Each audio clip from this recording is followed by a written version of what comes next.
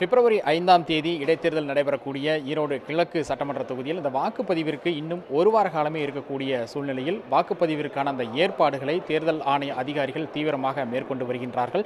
இதன் ஒரு பகுதியாகத்தான் அந்த வாக்குச்சாவடிகளில் பயன்படுத்தக்கூடிய இந்த மின்னணு வாக்குப்பதிவு இயந்திரங்களில் வேட்பாளர்களினுடைய பெயர்கள், சின்னம் உள்ளிட்டவற்றை பொருத்தக்கூடிய பணி என்பது இன்று காலை தொடங்கி இருக்கின்றது. இந்த தொகுதியை பொறுத்தவரைக்கும் மொத்தம் இருக்கக்கூடிய 2,27,000 வாக்காளர்கள் வாக்களிப்பதற்கு ஏதுவாக மொத்தமாக 237 வாக்குச்சாவடிகள் அமைக்கப்பட இருக்கின்றன.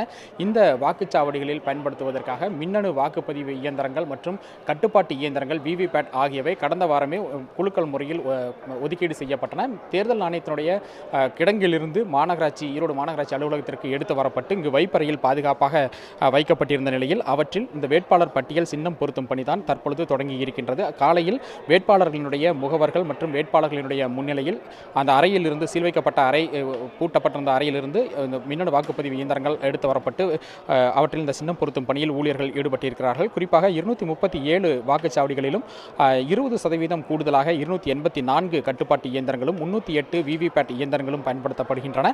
அதேபோன்று 46 வேட்பாளர்கள் களத்தில் இருப்பதால் ஒவ்வொரு வாக்குச்சாவடியிலும் 3 வாக்குப்பதிவு இயந்திரங்கள் பேலட் யூனிட் பயன்படுத்த வேண்டிய அவசியம் ஏற்பட்டிருக்கிறது. இதனால் இதற்காக 852 இந்த பேலட் யூனிட் ஒதுக்கப்பட்டு அவற்றில் தான் தற்பொழுது இந்த வேட்பாளருடைய பெயர் சின்னம் பொருத்தக்கூடிய பணியில் இருக்கக்கூடிய ஊழியர்கள் ஈடுபட்டிருக்கிறார்கள். மொத்தமாக ஒரு 20 மண்டலங்களாக பிரிக்கப்பட்டு ஒவ்வொரு மண்டலத்திற்கும் 5 அதிகாரிகள் வீதம் பணியமர்த்தப்பட்டு இந்த தேர்தல் நடத்தும் அதிகாரியினுடைய மேற்பார்வையில் நேரடி கட்டுப்பாட்டில் இந்த பணி என்பது தற்பொழுது நடைபெற்றிருக்கிறது. இன்று தொடங்கிய இந்த பணி என்பது இன்றும் நாளை 2 நாட்களுக்கு நடைபெறும் என அதிகாரிகள் தெரிவிச்சிருக்காங்க.